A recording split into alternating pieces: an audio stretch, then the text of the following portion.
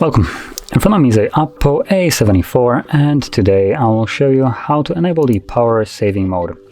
And to get started, pull down the notification panel and look for the toggle, which for me it is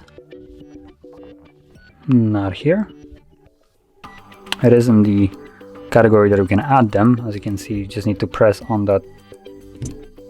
this little square right here.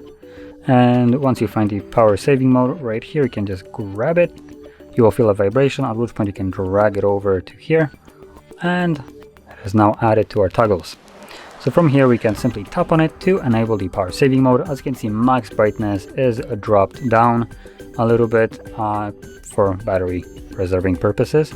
Now there's also one more thing that is happening in the background, which is the mobile data and Wi-Fi will be disabled when the device goes to sleep, and sleep means when it's in this state right here. So it will disconnect from Wi-Fi and mobile, and any kind of application that requires any kind of network connection will not give you any kind of updates till you wake up the device again, at which point the device will reconnect and sync up everything that was missing.